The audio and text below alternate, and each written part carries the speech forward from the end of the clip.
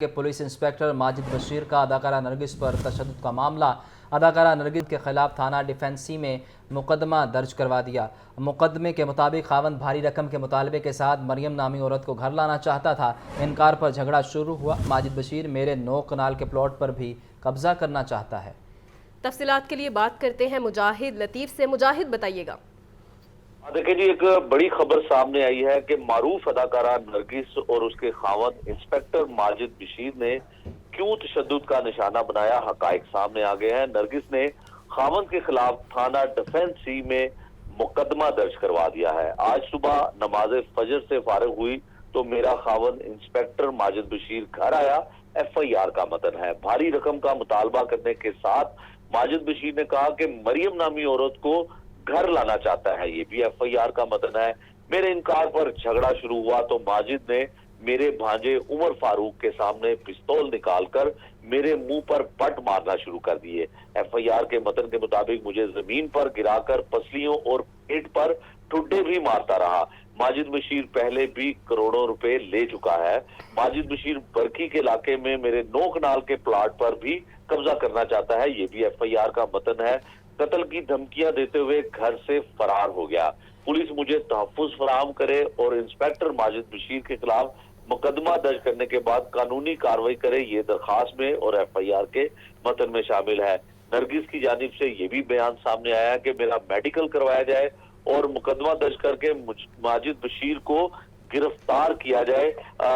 नरगिस की जानिब से इसके अलावा और भी बहुत सारे इल्जाम जो है वो सामने आए कि उसने दरखास्त के अलावा ये भी बयान दिया है कि नरगिस की बहन और वालिदा का बहुत भारी रकम जो है वो माजिद बशीर ने अदा कर दी है और वापसी ना करने की वजह से अक्सर इनके दरमियान झगड़ा भी रहता था। माजिद बशीर जो पुलिस इंस्पेक्टर है और पंजाब पुलिस का हिस्सा है, इनके खिलाफ थाना डिफेंसी में उन्हीं की बीवी अदाकारा नरगिस की मुद्दत में मुकदमा दर्ज कर लिया गया है। 506 20 दफात के तहत मुकदमा दर्ज किया गया है, जिसमें ये कहा गया है कि असले के जोर पर जो है उनको हरासा किया जाता था। उनसे जो है करोड़ों रुपए की प्रॉपर्टी, 9 कनाल की प्रॉपर्टी, जो प्लाट एक बताया जाता है जिसकी मालियत करोड़ों रुपए है, वो बरकी के इलाके में मौजूद है और एक फार्म हाउस है जो अपने नाम करवाना चाहता है। नरगिस की जानिब से ये भी कहा गया कि एक फार्म हाउस है जिसके कागजात और घर के कागजात भी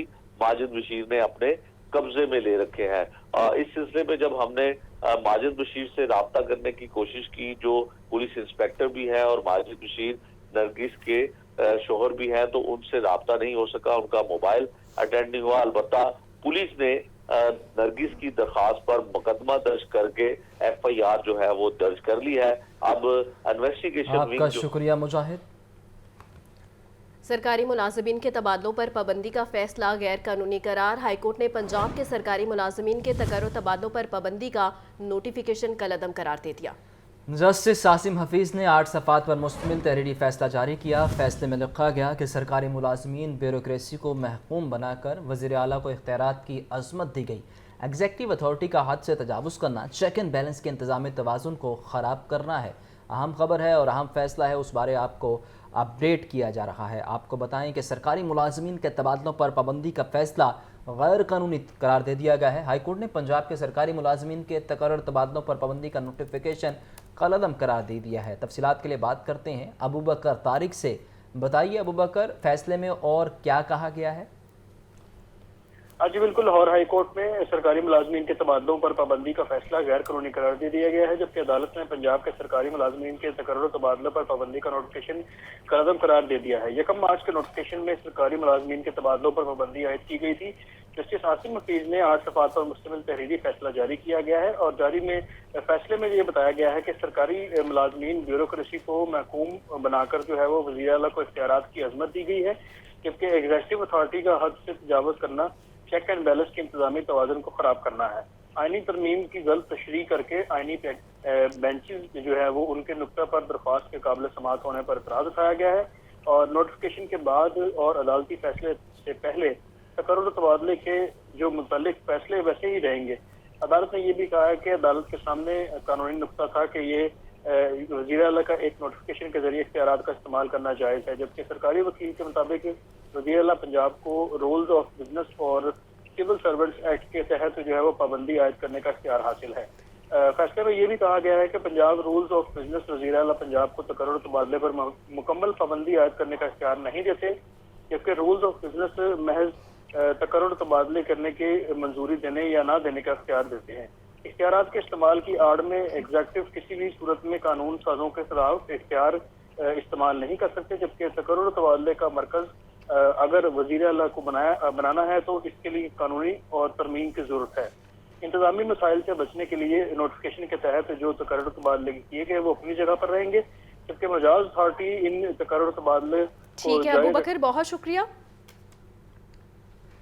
अब कुछ बात करें स्मोक की, तो मगरबी हवाओं के बायस स्मोक के बादल छटने लगे हैं। वक्त गुजरने के साथ साथ आलूदगी की शरह कम हो गई है। दुनिया भर के आलूदा तरीन शहरों में लाहौर तीसरे नंबर पर आ गया। शहर में स्मोक की औसत शरह 160 की सतह पर आ गई। DHA के इलाके का एयर क्वालिटी इंडेक्स 195 रिकॉर्ड किया गया। मज़ीद तफसीलात के लिए बात कर लेते हैं सामिया सईद से। सामिया, बताइएगा। जी बिल्कुल, अगर बात की जाए बागों के शहर लाहौर के मौसम की, तो यही देखा जा रहा है कि गुज़िश्ता दिनों की निस्बत आज आलूगी की शरह में कदरे कमी रिकॉर्ड की जा रही है। आलूगी के लाहौर तीसरे नंबर पर आ गया है, जबकि शहर में स्मोक की औसत शरह जो है वो 200 से भी कम रिकॉर्ड की जा रही है। जो कि गुज़िश्ता कई दिनों से तो ये देखा जा रहा था कि शहर लाहौर में स्मोक के डेरे बरकरार थे और आलूगी की शरह 600-700 से भी तजावज़ कर गई थी। मगर अब जो है वो ग्रीन लॉकडाउन लगाने के बाद और पंजाब हुकूमत की जानिब से जितने भी मुस्बत काम किए जा रहे हैं, इसके बाद अब ये देखा जा रहा है कि शहर लाहौर में आलूदगी की जो शरह है उसमें कमी रिकॉर्ड की गई है। इसी तरह अगर मैं बात करूँ शहर के मुख्तलिफ इलाकों की, तो वहाँ पर भी नुमाया कमी रिकॉर्ड की जा रही है। DHA के इलाके का एयर क्वालिटी इंडेक्स 195 रिकॉर्ड किया जा रहा है। सैयद मरातब अली रोड के इलाके का एयर क्वालिटी इंडेक्स 160 रिकॉर्ड किया जा रहा है। हुकूमत पंजाब की जानिब से लगाए गए ग्रीन लॉकडाउन के जो है वो मुस्बत नताइज सामने आ रहे हैं। टिप्पी माहिरीन की जानिब से आपका शुक्रिया सामिया। शिमला पहाड़ी और मुल्हिका इलाकों में ग्रीन लॉकडाउन दूसरे रोज़ भी ग्रीन लॉकडाउन पर अमल दरामद न होने के बराबर कमर्शियल गाड़ियां और चिंकी रिक्शे मुतल्लिका सड़कों पर धड़ल्ले से घूम रहे हैं। धुआं छोड़ने वाले रिक्शों ने इंतजामिया के दावों की कलाई खोल दी। मज़ीद तफसीलात के लिए बात कर लेते हैं जैन अली से। जैन, बताइएगा। जी बिल्कुल, हुकूमत पंजाब की जानिब से स्मोक की सूरत हाल और स्मोक तदारुक के हवाले से शिमला पहाड़ी और इसके अतराफ़ में ख़तरनाक एयर क्वालिटी इंडेक्स को देखते हुए यहाँ पर ग्रीन लॉकडाउन लगाया गया। आज इस लॉकडाउन का दूसरा रोज़ है, लेकिन पहले रोज़ की तरह दूसरे रोज़ भी इस ग्रीन लॉकडाउन पर मुकम्मल तौर पर अमल दरामद नहीं करवाया जा रहा। जो धुआं छोड़ने वाली कमर्शियल गाड़ियां हैं उनका भी गुजर आना जाना जो है वो जारी है, जबकि चिंची रिक्शे, लोडर रिक्शे जिनको इन तमाम सड़कों पर आने के लिए बंद किया गया है वो भी जो है वो यहाँ पर घूम रहे हैं। लेकिन कोई भी ट्रैफिक वार्डन जो है वो इस सर्कल के अतराफ़ में जो सर्कल बनाया गया है ग्रीन लॉकडाउन के लिए उसके अतराफ़ में नज़र नहीं आ रहा। अगर आ भी रहा है तो इसके खातिर खा इसकी अमल दरामद पे जो है वो कोई भी जो है वो काम नहीं कर रहा। नादरा के दफ्तर के बाहर से पार्किंग तो ज़रूर ख़त्म कर दी गई है, लेकिन यही सूरत हाल अगर मैं आपको दिखा सकूँ तो मैं अगर मेरा कैमरामैन बाबर आपको दिखा सके, इस नादरा से आगे एक बैंक है, बैंक के बाहर पार्किंग मौजूद है। उस हवाले से कोई इकदाम किए नज़र नहीं आ रहे। एक जगह से हटा के आगे पार्किंग मुंतकिल कर दी, उसके हवाले से कोई भी इकदाम नज़र नहीं आ रही। कमर्शियल गाड़ियाँ भी इस ग्रीन लॉकडाउन में जो है वो आ जा रही हैं, रिक्शे भी आ रहे हैं, चिंची रिक्शे, लोडर रिक्शे, जबकि धुआं छोड़ने वाले जो दूसरी गाड़ियाँ हैं उनका भी आना जाना इस ग्रीन लॉकडाउन के अंदर जो है वो जारी है और कोई भी अमल दरामद जो है वो नज़र नहीं आ रहा। ठीक है जैन, बहुत शुक्रिया।